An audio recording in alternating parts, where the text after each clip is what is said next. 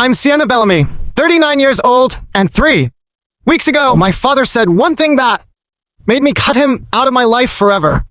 When I became homeless with my 17-year-old son and asked my father for help, he looked me straight in the eyes and told me there was no room for me in his 4-bedroom house, the same house where my 16-year-old half-sister has 3 bedrooms to herself, 1 for sleeping, 1 for her books, and 1 for her art. What my father didn't know was that someone had been watching all along, and they had plans of their own. Before I continue, please take a moment to like and subscribe, but only if you genuinely enjoy this story. Also, let me know where you're watching from and what time it is there. Now, let me take you back to years to the day my husband walked out, and my life started falling apart. 2 years ago, I had $45,000 in savings, a decade of experience as an interior architect, and what I thought was a stable life. Then Derek happened. My husband didn't just have an affair with his coworker. He didn't just pack his bags and disappear without a word. Before he vanished, he drained our joint savings account, every single penny, and left behind $28,000 in credit card debt. With both our names on it, I had to pay that debt alone. If I didn't, my credit score would tank and I'd never be able to rent an apartment anywhere. 8 months ago, my mother was diagnosed with stage 4 lung cancer. She fought for 6 months. I watched her wither away in a hospital bed, held her hand when she took her last breath, and buried her with what little I had left. The medical bills and funeral costs came to $35,000. I called my father once, desperate. Dad, I need help. Mom's treatments are expensive, and that's your mother. Sienna, my ex-wife. She stopped being my responsibility 20 years ago. Diane wouldn't approve. He didn't come to the funeral either. His excuse, Olivia had a piano recital that weekend. 3 months ago, the design firm where I'd worked for 10 years filed for bankruptcy. Overnight, no evidence. They still owed me 2 months of back pay, about $9,000. My lawyer said it could take 6 months to a year to see any of it, if ever. I applied for unemployment benefits. Immediately, they told me there was a processing delay, 6 to 8 weeks because of the complicated bankruptcy paperwork. I used what little cash I had left to pay rent for 3 months, praying I'd find another job. The interior design industry was frozen. No one was hiring. Then the eviction notice came. Ethan said that night, still wearing his green Starbucks apron. I asked my manager for more hours. She's letting me work weekends too. We just need to save up for the deposit, right? How much more do we need? I looked at my son, my 17-year-old son, who woke up at 4:30 every morning to make coffee for strangers, and felt my heart crack. Don't even think about dropping out of school. I told him, your SATs are more important. I'll figure something out. 2 years ago, I had everything. Now I had my ex-husband's debt, my mother's funeral bills, and a bankrupt company that owed me money. Life doesn't warn you when it decides to collapse. Ethan started working at Starbucks when my mother first got sick. He wanted to help, insisted on it, actually. Now he was bringing in about $900 a month, which covered gas, our phone bills, and cheap groceries from Walmart. But a new apartment in Portland needed at least $4,000 upfront for deposits and first month's rent. We were nowhere close. The thing is, my father's neglect didn't start when I became homeless.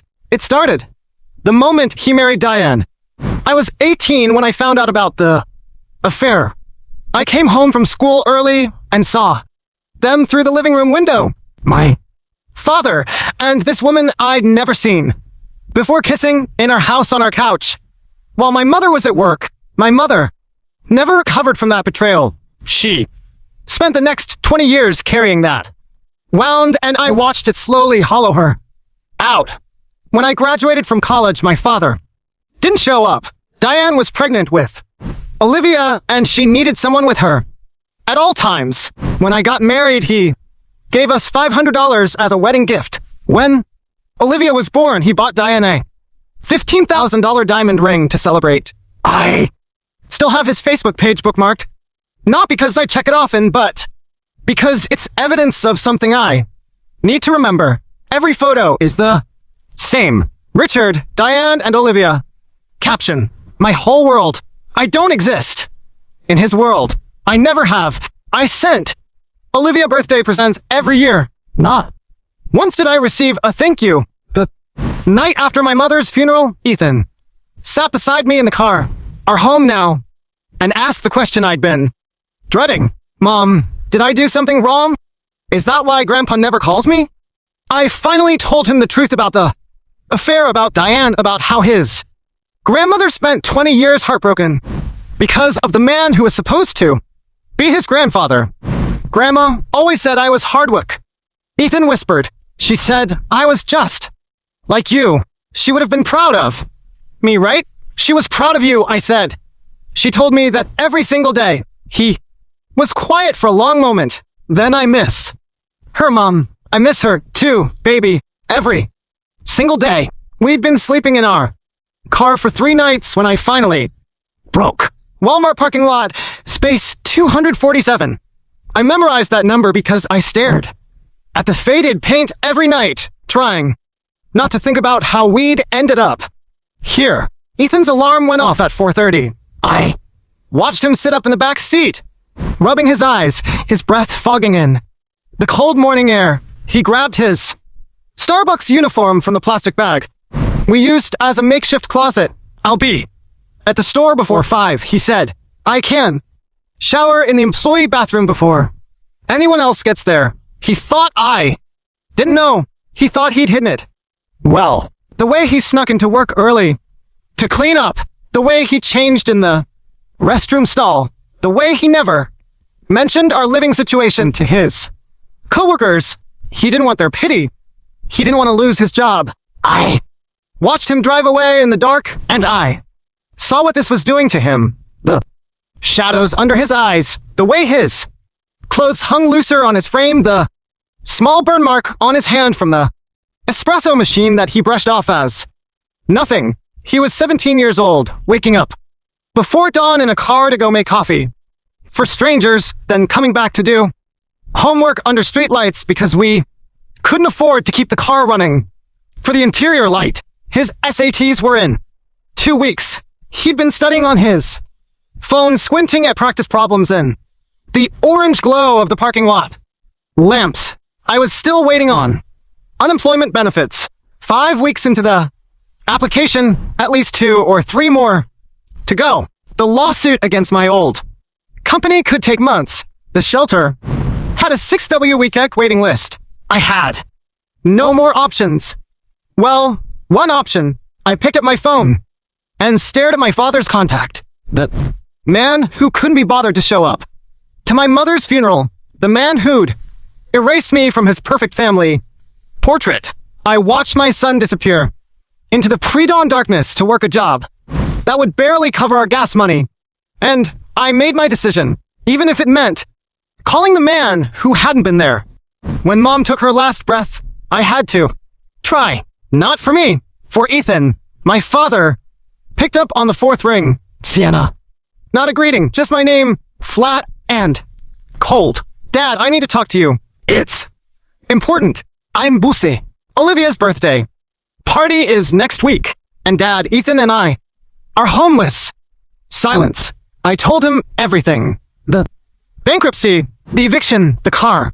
I told him about Ethan working 20 hours a week while still going to school, waking up at 4 in the morning studying for his SATs under streetlights. We just need a place to stay for 2 weeks, I said. Just until I find a job and we can get an apartment. Ethan has his SATs coming up. He needs a real desk, a real bed. He needs there's no room. I almost laughed. You have 4 bedrooms.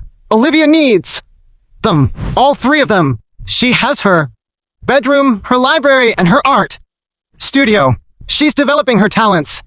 Sienna, you wouldn't understand. Ethan could sleep on the couch, the floor, anywhere. No, His voice hardened. Ethan isn't Diane's grandchild. He makes her uncomfortable.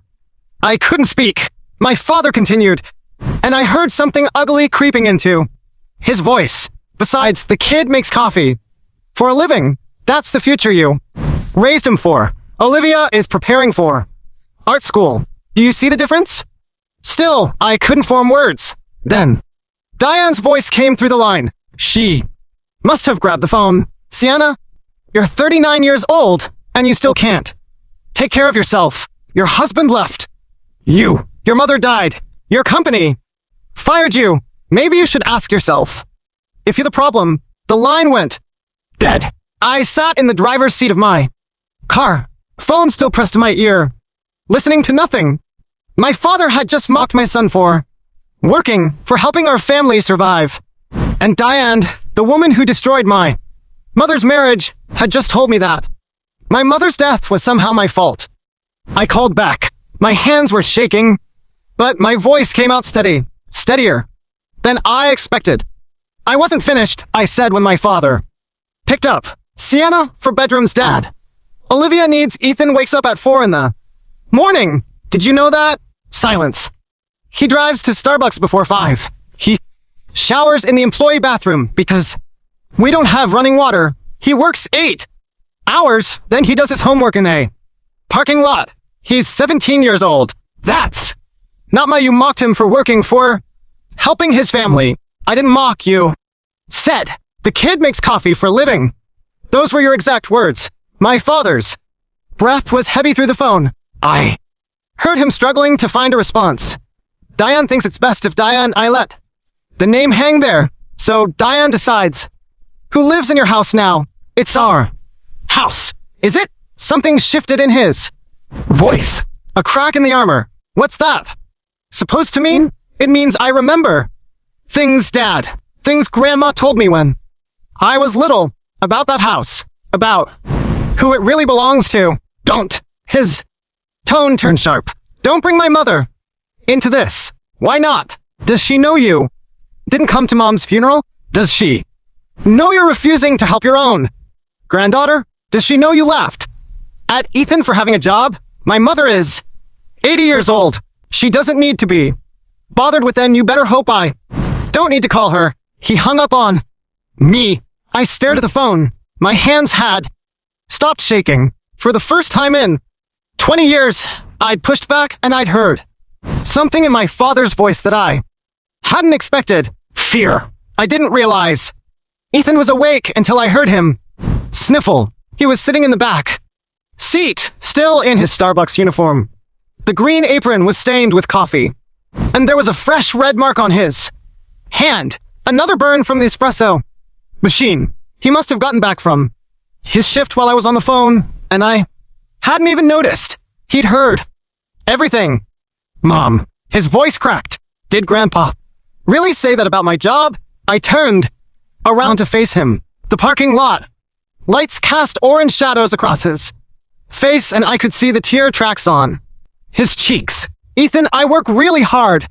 He was trying not to cry, but his shoulders were shaking. I wake up early. I do everything they ask. My manager says I'm one of the best baristas she has. I know, baby. Grandma. He stopped. Swallowed. Grandma always said she was proud of me. She said working hard was nothing to be ashamed of. She said I was just like you. She did say that every time she saw you. But Grandpa, he wiped his face with the back of his hand. He didn't even come to her funeral. Mom, he didn't help when she was sick. And now he's making fun of me for having a job while we're living in a car. I reached back and took his hand, the one with the burn mark. I know. It hurts, I said. But listen to me. Your grandmother was proud of you. She told me that every single day, and the man who couldn't bother to show up at her funeral doesn't get to define your worth. Ethan was quiet for a long moment. Then he asked, who's this? Grandma you mentioned on the phone? The one who told you things about the house. I hesitated. I'd never told him about his great grandmother. Never told him about the woman who actually owned the house my father lived in, but maybe it was time. That's your great-grandma, I said. Grandma Margaret, and I think it's time. You knew about her. The next morning I called my father one more time. He answered with a sigh. Sienna, I already told you. I have one question. What does Grandma know? The silence that followed was different from before. It stretched. Longer, heavier. No. What? His voice had changed. Guarded. Now, does she know you didn't come to Mom's funeral? Does she know you refused to let your granddaughter and great-grandson stay in her house? Does she know you mocked Ethan for working? My mother doesn't need to hear about any of this. She's 80 years old, and she loved Mom, didn't she? Grandma always said Mom was the best daughter-in-law she ever had. Sienna, she was furious when you had the affair. I remember. I was 18, but I remember the thing she said to you. That was 20 years ago, was it? Because I'm pretty sure she never forgave you. And I'm pretty sure if she found out about all of this, the funeral, the house, the way you talked about Ethan, she'd have something to say about it. My father's breath came harsh through the phone. You wouldn't. I don't want to. I'm asking for 2 weeks, a corner of your house, a place for Ethan to sleep and study. That's it. I already said no, Diane. Then I hope you're ready for Grandma to find out what kind of man her son has become. He hung up without another word. I lowered the phone and looked at Ethan, who was watching me from the passenger seat. Great-grandma, he said slowly. She owns the house Grandpa lives in. She does, or at least she used to. I'm not sure about the paperwork now, and she loved Grandma Linda very much. She told me once that your grandmother was like a daughter to her. Ethan was quiet. Then are we going to call her? I stared at my father's contact one more time. The man who'd hurt my mother, who'd abandoned me, who'd laughed at my son. Yeah, I said, I think we are. That evening, I drove out to my father's neighborhood. Ethan was asleep in the back seat, exhausted from another 8-hour shift. I parked on a side street about a block away where I could see the house without being seen. The colonial 2-story looked exactly as I remembered it. White siding, black shutters, a manicured lawn that Diane probably paid someone else to maintain. 2 luxury cars sat in the driveway, a Mercedes and a BMW. The porch light was on, casting a warm glow that made everything look perfect. Welcoming. What a lie. A memory surfaced. Me, 10 years old, walking through that house with Grandma Margaret. She'd held my hand and pointed to the crown molding, the hardwood floors, the bay window in the living room. This house is mine, Sienna. She'd told me, I let your father live here because he's my son, but it belongs to me. And someday when you're older, it'll be yours. I remembered asking why Dad didn't have his own house. Grandma had smiled, but there was something sad in it. Your father has always needed someone to take care of him. First me, then your mother. Now, she trailed off, shaking her head. Now, Diane, I thought, finishing the sentence. 29 years later, another memory. Grandma sitting with my mother in this very house after the affair came out. Mom was crying and Grandma was holding her hands. Linda, you are the best daughter-in-law I could have asked for. I'm so sorry my son did this to you. You deserve so much better. My mother had loved Grandma Margaret, and Grandma had loved her back more than she'd ever loved Diane. I stared at the house. For bedrooms, 3 of them dedicated to a 16-year-old's hobbies. And somewhere inside, my father slept comfortably in a home he'd never paid for, while his grandson slept in a parking lot. Did the house still belong to Grandma? Or had she signed it over at some point? I didn't know, but I knew someone who might. Uncle Thomas picked up on the second ring. Sienna, is everything okay? It was the first time in months anyone had asked me that and actually sounded like they meant it. Thomas was my father's younger brother, a real estate attorney who'd always been kind to me Even when the rest of the family pretended I didn't exist, he was also the only person from my father's side who had come to my mother's funeral. Uncle Thomas, I need to ask you something about Grandma's house. Silence. Then why? I told him everything. The bankruptcy, the eviction, the car, my father's refusal. The things he'd said about Ethan. When I finished, Thomas let out a long breath. Your father said that about Ethan's job. He said the kid makes coffee for A. Living like it was something shameful. Ethan heard the whole thing. My God. Thomas's voice was heavy with disgust. That boy wakes up at 4 in the morning to help your family, and Richard mocks him. For it, Uncle Thomas, I need to know.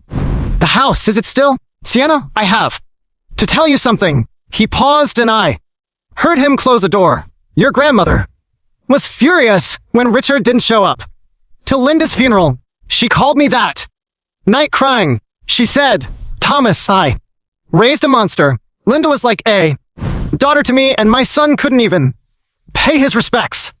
My throat tightened. She never forgave him for the affair. Thomas continued. She tolerated Diane for Richard's sake, but she never accepted her. And when she heard about the funeral, he trailed off. She's been waiting, Sienna, waiting for the right moment. The right moment for what? To hold him accountable. She asks about you and Ethan all the time. She knows more than you think. But the house still in her name 100%. Richard has been living there rent-free for 30 years. He's never paid her a shingle dollar. My heart pounded. Call her, Thomas said. She'll want to hear this. And Sienna, she's going to be very, very angry. I stared at Grandma Margaret's number on my phone for a full minute before Ethan spoke. Mom, Uncle Thomas said, Great Grandma loved Grandma Linda. He said she asks about us. He was sitting up now, fully awake. Call her. I want to know about her. My finger hovered over the screen. I hadn't spoken to Grandma Margaret in over a year. Not because I didn't want to, but because every time I thought about calling, I felt like I'd be bothering her. She was 80 years old. She didn't need my problems, but Uncle Thomas's words echoed in my mind. She's been waiting. I pressed the call button. She answered after 2 rings. Sienna, is that you? Her voice was exactly as I remembered. Sharp, clear, no trace of frailty despite her age. Grandma. I'm sorry I haven't called in so long. Don't apologize. I know you've been through hell. A pause. I miss you, sweetheart. And I miss your mother. Linda was the best daughter-in-law I ever had. Did you know I still have her photo on my nightstand? I couldn't speak. Tears were already streaming down my face. Grandma, Thomas called me. He told me what's happening. He told me what Richard said. Of course he had. Grandma, I didn't want to burden you with burden me. Her voice hardened. My grandson refuses to help his daughter and great-grandson while they're living in a car. He didn't come to Linda's funeral, and he mocked that boy for working. Ethan, I managed. His name is Ethan. I know his name. Linda talked about him constantly. She said he was the hardest working young man she'd ever met. She was so proud of him, Sienna. So proud. Ethan was crying now, too, silently, listening to every word. Grandma, I don't know what to do.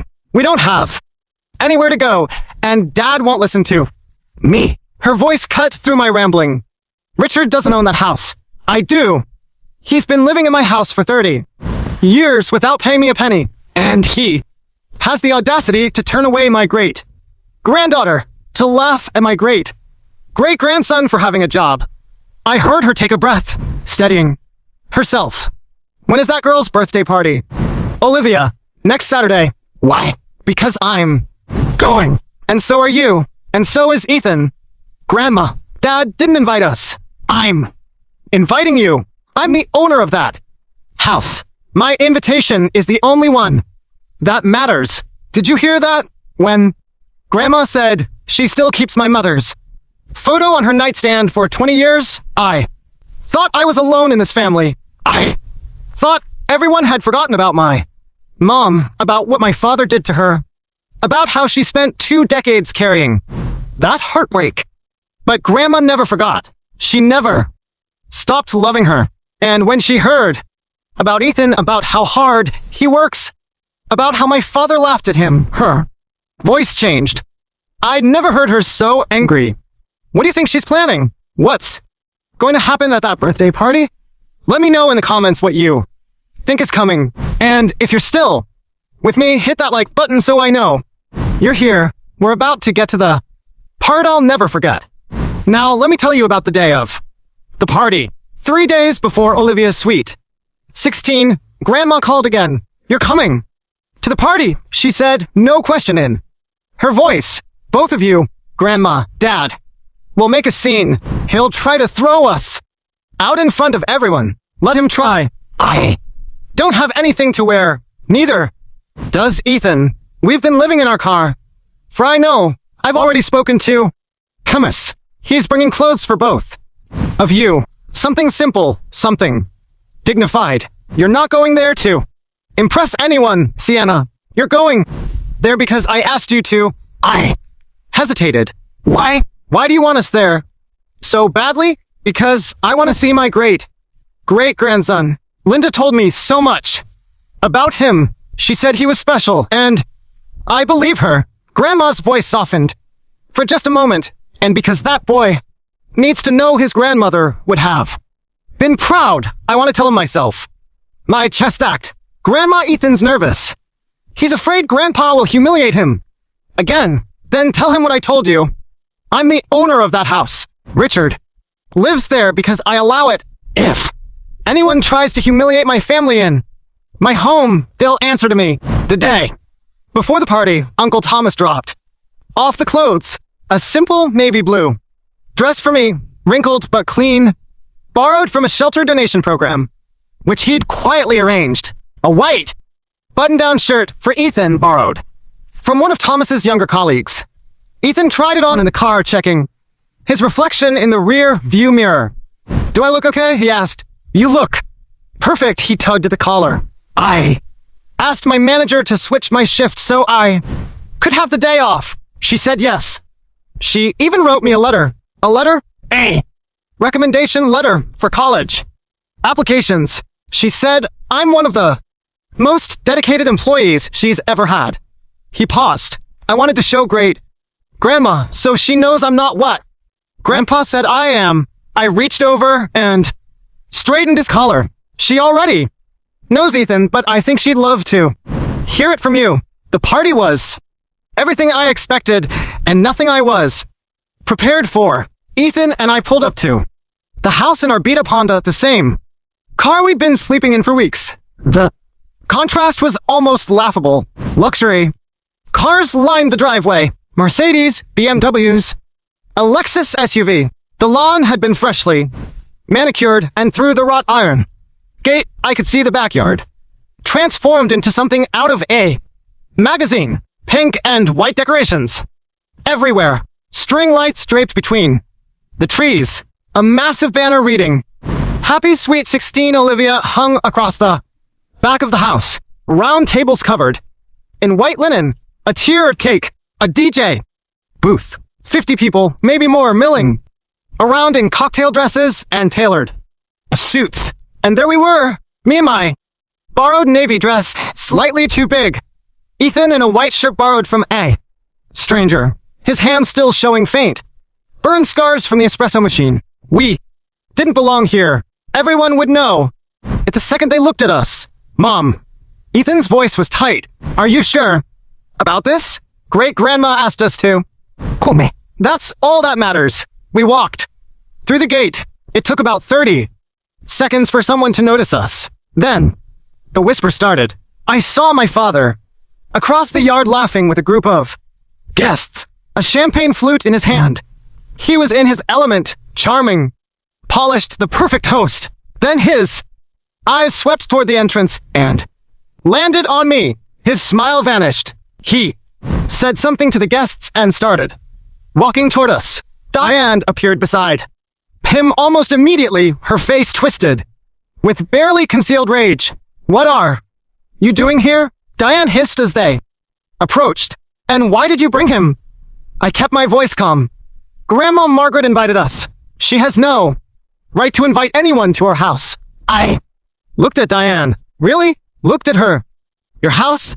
I said quietly. Are you sure about that? Before she could respond, we all heard it. A car door closing. Footsteps on the pavement. I turned toward the gate. Grandma Margaret had arrived. My father grabbed my arm, pulling me toward the side of the house, away from the main party, but we weren't far enough. Guests could still see us. Some were already watching. Sienna, his voice was low, dangerous. I told you not to come, and I told you Grandma invited me. This is Olivia's day. You're not going to ruin it. Diane stepped closer, her heels sinking into the grass. You need to leave, both of you. Now we're not going anywhere. My father's eyes flicked to Ethan, who stood rigid beside me, his jaw tight. And you brought him. Richard's lip curled. The coffee boy. What did you want to show everyone? What a great job you've done raising him. I felt Ethan flinch. Dad, homeless. My father's voice rose and more heads turned our way. Living in your car. Husband left you. Mother died. Company fired you. And this is what you have to show for it? A kid who makes lattes. Several guests had stopped pretending not to listen. I saw phones coming out. Sienna, do you have any idea how embarrassing this is? Showing up here like this, people are going to think. Think what, Richard? The voice came from behind us, clear and sharp as a blade. My father spun around. Grandma Margaret stood at the edge of the patio, a worn leather briefcase in her hand. She was small, barely 5 feet tall, but the way she held herself made her seem larger. Behind her, Uncle Thomas had materialized, his expression carefully neutral. The entire party had gone silent. Even the DJ had stopped the music. Mom, my father's voice cracked. What are you doing here? Grandma didn't answer him. Instead, she walked straight past him, past Diane, past the gawking guests. She stopped in front of me and pulled me into her arms. My girl, she whispered. I'm so sorry I wasn't there sooner. Then she released me and turned to Ethan. And you. Her eyes swept over him, the borrowed shirt, the burned scars on his hands, the exhaustion written in every line of his young face. You're Ethan, Linda's great-grandson. Ethan nodded, unable to speak. Grandma took his hands in hers. Your grandmother told me everything about you. She said you were the hardest worker she'd ever known. She said you woke up before dawn to help your mother. She said you never complained, not once. Tears were streaming down Ethan's face. She was so proud of you. Grandma said loud enough for everyone to hear. And so am I. The silence that followed was deafening. 50 people stood frozen in that perfect backyard, champagne glasses suspended. Mid-sip, conversations abandoned. I was fixed on the small, silver-haired woman who had just walked into the party. Like she owned the place, which I was beginning to understand she did. Grandma released Ethan's hands and turned to face my father, Richard. Her voice carried across the yard without her raising it. Would you like to explain something to me? My father's face had gone gray. Mom, this isn't the time. You didn't come to Linda's funeral. A gasp rippled through the crowd. Linda was married to you for 18 years. She gave you a daughter. She loved you despite everything you did to her. And when she died, you couldn't be bothered to pay your respects because Olivia had a piano recital. I saw guests exchange glances. Whispers started up again. Mom, please. I'm not finished. Grandma took a step toward him, and I watched my father, 64 years old, 6 feet tall, actually step back. Your granddaughter and great-grandson have been living in their car. Did you know that? Sleeping in parking lots. Ethan wakes up at 4 in the morning to go to work, then studies for his SATs under streetlights. And you refuse to help them? There wasn't room There wasn't room. Grandma's voice finally rose, sharp and cutting. In a 4-bedroom house, your stepdaughter has 3 bedrooms for her hobbies, and you told your own flesh and blood there wasn't room. Diane stepped forward. Margaret, with all due respect, I'm not speaking to you. Diane's mouth snapped shut. And another thing, Grandma turned back to Richard. Thomas told me what you said about Ethan, about his job. My father's face went from gray to white. You mocked that boy. You laughed at him for working, for helping his mother survive. Grandma's voice trembled with barely contained fury. That child has more dignity in his little finger than you've shown in your entire life. The whispers had become a steady murmur now. I could hear fragments drifting across the yard. Didn't go to the funeral. Living in a car. Really? Mocked the kid for having a job. My father's carefully constructed image was crumbling in real time, and everyone was watching it happen. Mom. Richard's voice had taken on a pleading note. Can we talk about this privately? Please? Privately? Grandma laughed, but there was no humor in it. You humiliated Sienna and Ethan publicly. You mocked that boy in front of his mother. You told your daughter she wasn't welcome at her own sister's birthday party. Why should you get the courtesy of privacy? This is my house. No, Richard, it isn't. The murmur stopped. The silence was absolute. Diane stepped forward, her face flushed with anger. Now wait just a minute. This is our home. We've lived here for 30 years. Grandma's voice was ice. You've lived here for 30 years. Braintree, in a house that belongs to me. That's not. Diane started. Be quiet. Grandma didn't even look at her. You're the woman who broke up my son's first marriage. You don't get to speak to me about what's fair. The crowd erupted in whispers again. I saw several people filming now. Phones held up openly. A young voice cut through the noise. Dad. What's going on? Olivia had appeared at the edge of the gathering, her sweet 16 tiara slightly askew. She was looking between Grandma, our father, and me with complete bewilderment. Who is she? Olivia pointed at me. Why is everyone saying she's your daughter? My father opened his mouth, closed it, opened it again. He had no answer, because the answer was too ugly to say out loud. He had spent 16 years pretending I didn't exist, and now his perfect illusion was shattering in front of everyone he'd been trying to impress. Grandma Margaret opened her worn leather briefcase. The movement was slow, deliberate. Every person in that backyard watched as she pulled out a stack of papers and held them up for everyone to see. This is the deed to this house, she said, her voice carrying clearly across the silent crowd. Registered in my name. Margaret Elizabeth Bellamy. It has never been transferred.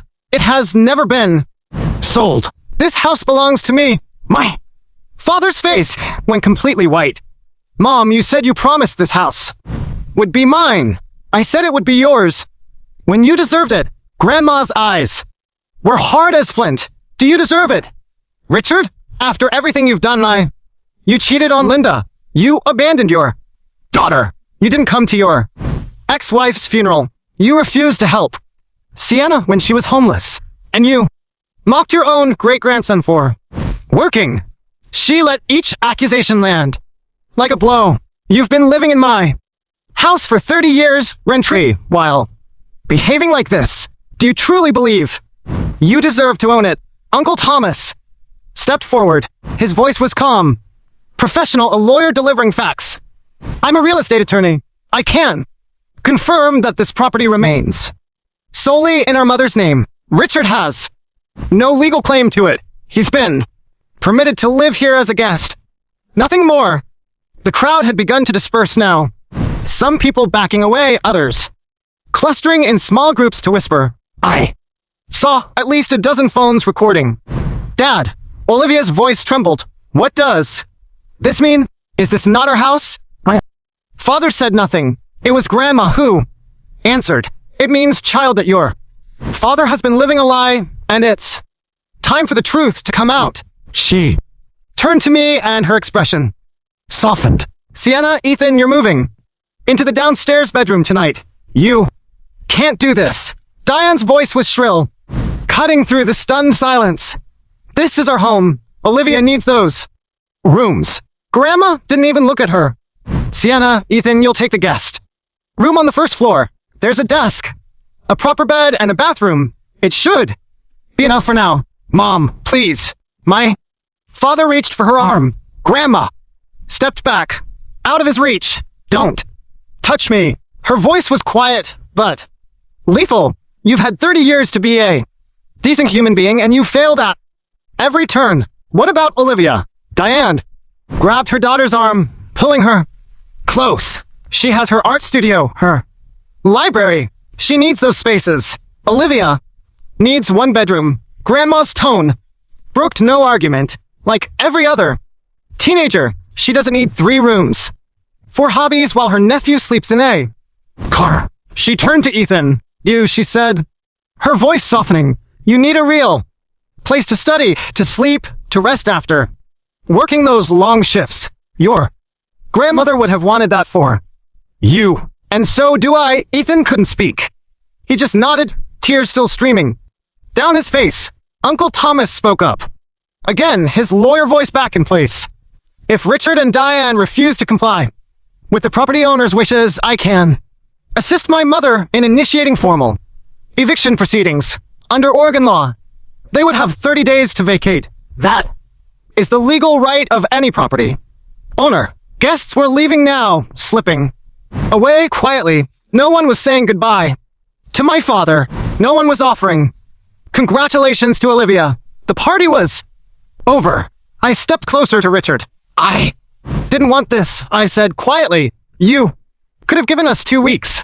That's all I asked for. 2 weeks, and none of this would have happened. He didn't respond. Didn't even look at me. Diane pulled Olivia toward the house, both of them crying. I watched my father stand there, alone in his perfect backyard, surrounded by empty tables and abandoned champagne glasses. For the first time in my life, I didn't feel sorry for him. My father tried one last time. Mom, his voice cracked. Can we please discuss this in private? This is humiliating. Humiliating? Grandma's eyes flashed. You humiliated Sienna by calling her a failure in front of your guests. You humiliated Ethan by mocking his job. You humiliated yourself by choosing a piano recital over your ex-wife's funeral. Don't talk to me about humiliation. I can explain. You've had 20 years to explain. I'm done listening. Diane stormed out of the house, Olivia trailing behind her. The girl's mascara was running, her tiara discarded. Somewhere inside, her sweet 16 had become a nightmare, and I could see she didn't fully understand why. Grandma Margaret, Olivia's voice was small, confused. I don't understand what's happening. Who is Sienna? Why does everyone keep saying she's my sister? The anger in Grandma's face softened just slightly. Child, that's not your fault. Your parents chose to lie to you about your family, but Sienna is your half-sister. She's Richard's daughter from his first marriage to a woman named Linda, who died 8 months ago. Your father didn't tell you about any of this because he wanted to pretend his first family never existed. Olivia turned to our father. Dad, is that true? Richard said nothing. His silence was answer enough. Olivia looked at me, then really looked at me, took in my borrowed dress, my tired eyes, the exhaustion written into every line of my face. You're my sister, she whispered. Half-sister, I said gently. But yes, I knew where you were living. In your car while I had 3 bedrooms. It's not your fault, Olivia. You didn't. No. Her face crumpled. I'm so the Grandma placed a hand on Ethan's shoulder. Your grandmother, Linda, was the kindest woman I ever knew, she told him. Quietly, she would have been so proud of who you've become. Don't let anyone, especially Richard, make you doubt that. Ethan nodded, wiping his face with the back of his hand. Thank you. He managed for saying that. I'm not just saying it. I mean it. Did you see the moment when Grandma told Ethan that his grandmother would have been proud? He broke down. My 17-year-old son, who had spent weeks waking up at 4 in the morning, working 8-hour shifts, never complaining, he finally let himself cry because for the first time since my mother died, someone from my father's family acknowledged him, told him he mattered, told him his grandmother's love wasn't forgotten. And Olivia, she had no idea about any of this. She didn't know I existed. She didn't know our father had skipped a funeral for her piano recital. She was just a kid caught in the middle of her parents' lies. Here's my question for you. Should I forgive my father after everything he's done? Or are some boundaries necessary for survival? Tell me what you think in the comments. And if you want to hear how this ends, stay with me. We're almost there. The party was completely over. The last guests filtered out through the gate, many of them pausing to squeeze my hand or pat Ethan on the shoulder as they passed. A few women I'd never met hugged me, murmuring words of support. I had no idea Richard had another daughter. One of them said, shaking her head, he always talked about his family like you didn't exist. That's because to him I didn't. A neighbor, a man in his 60s who'd apparently known my father for 15 years, stopped in front of Ethan. Son, I heard what your grandfather said about your job. He looked directly into Ethan's eyes. Working hard at your age, helping your mother like you do. That's something to be damn proud of. Don't let anyone tell you otherwise. Thank you, sir. Ethan managed. The man nodded, then turned to walk away. As he passed my father, he didn't say a word. Didn't even look at him. That's when I noticed my father was still standing in the same spot, alone. Empty champagne glasses and abandoned plates surrounded him. Remnants of a celebration that had imploded. The banner still hung above him. Happy sweet 16, Olivia. It fluttered in the evening breeze, mocking him. Uncle Thomas appeared at my elbow. The video is already spreading, he said quietly. Someone posted it to the neighborhood Facebook group. Another person shared it on Twitter. He paused. People are not being kind to Richard in the comments. I didn't feel satisfaction. I didn't feel vindication. I felt tired. Just tired. I didn't want this. I said, I know. Thomas put a hand on my shoulder, but he made his choices. 30 years of choices. And now he has to live with the consequences. Diane had disappeared inside the house. With Olivia, I could hear crying through the open windows. The happy sweet 16 banner finally tore loose on one end, dangling at an angle, buffeted by the wind. Nobody bothered to fix it. We moved into the downstairs guest room.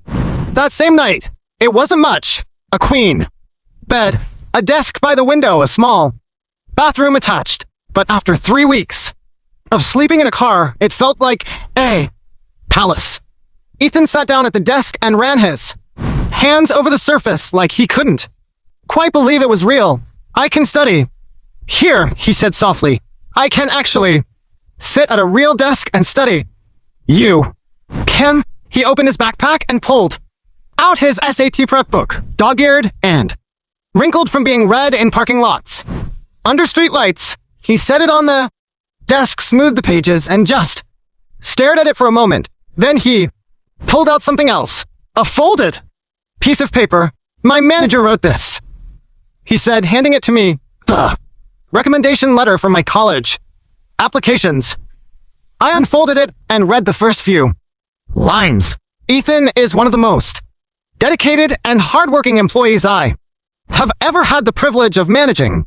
Despite facing personal challenges that would have broken most adults, he has never once complained, never missed a shift, and consistently exceeds expectations. My throat tightened. Grandma appeared in the doorway. She was carrying something, a framed photograph. I thought you might want this, she said, handing it to me. It was my mother, a picture I'd never seen before, younger, laughing, standing in the garden of this very house. She must have been about my age. In the photo that was taken the first year she was married to Richard, Grandma said before everything went wrong, I've kept it all these years. She was such a light in this family. I placed the photo on the nightstand. Well, put it somewhere special, I said. Grandma nodded. Then she turned to Ethan. Your grandmother would be so proud of you, she said again. Don't ever forget that. Ethan wiped his eyes. I won't. Uncle Thomas called later that evening. Good news. Your unemployment benefits were finally approved. Back pay for 5 weeks. Should hit your account within the next few days. For the first time in months, I let myself breathe. A week later, my father knocked on my door. I was alone. Ethan was at work, a shorter shift now that he didn't need to worry about gas money. I almost didn't answer, but I did. Richard stood in the doorway, looking older than I'd ever seen him. The confident, charming man who had laughed at my son was gone. In his place was someone smaller, diminished. Can I come in? I stepped aside. He sat down on the edge of the bed, clasping his hands between his knees. For a long moment, he didn't say anything. I'm sorry. His voice was rough. For what I said about Ethan, about his job, I shouldn't have. What exactly are you sorry for, Dad? He looked up. What do you mean? Are you sorry because you hurt us, or are you sorry because you got caught? Silence. I was under pressure. He finally said, Diane was upset and the party, and you didn't come to Mom's funeral. His jaw tightened. You didn't help with her medical bills. You didn't even call to see how she was doing when she was dying. And when Ethan and I were living in our car, when your grandson was waking up at 4 in the morning to work, you laughed at him. Sienna, Ethan heard you, Dad. He heard his grandfather mock him for trying to help his family survive. Do you have any idea what that did to him? Richard's eyes dropped to the floor. I didn't think. No, you didn't. We sat in silence for a while. Then he asked the question I'd been dreading. What do you want from me? And there it was. Not I'll change. Not I'll do better. Just what do you want? He still didn't get it. I don't want anything from you, Dad. I just want you to understand why I can't pretend everything is okay. He nodded slowly, started to say something, stopped. Then he stood up and left without another word. 3 weeks after the party, everything started to fall into place. I got a job offer, a small interior design firm in the next town over. Not my old salary, but enough. Enough to rent a 1-bedroom apartment for me and Ethan. Enough to start over. Enough. The unemployment back pay came through. $3,200. I used it to pay off the last of Derek's credit card debt. It felt like cutting a chain that had been wrapped around my neck for 2 years. Ethan took his SATs. When the scores came back, he was in the top 15%. Nationally, his Starbucks manager had written him a glowing recommendation letter, and he'd been promoted to shift supervisor, the youngest one in his district. Mom, he said, showing me the score report. Do you think Grandma would have been proud? She was always proud of you, baby. Always. The day before we moved out, Grandma called me to her room. Sit down, she said, patting the bed beside her. I've been thinking about the future, she said. About this house. About what happens when I'm gone. Grandma, you don't have to. Hush, let me finish. She took my hand. I'm rewriting my will. Richard won't inherit this house. It'll go to you and Ethan. I don't need. This isn't about need. It's about what's right. She squeezed my hand. Your mother loved this house. She was happy here once before everything fell apart. I wanted to stay with people who will honor that memory. I couldn't speak. You've been through so much. Sienna, Derek, your mother, the bankruptcy, Richard's cruelty, all of it. But you never gave up. You never let it break you. She smiled, her eyes bright with tears. Linda would be so Proud of the woman you've become. I hugged her then, this tiny, fierce woman, who had stood up for me when no one else would. Thank you, I whispered, for everything. Thank me by living a good life, she said. That's all I ask. The day I moved out, I sent my father one final message. Dad, I want you to know that I don't hate you. I spent too many years hoping you'd change, hoping you'd see me, hoping I could earn a place in your new family. I'm done hoping.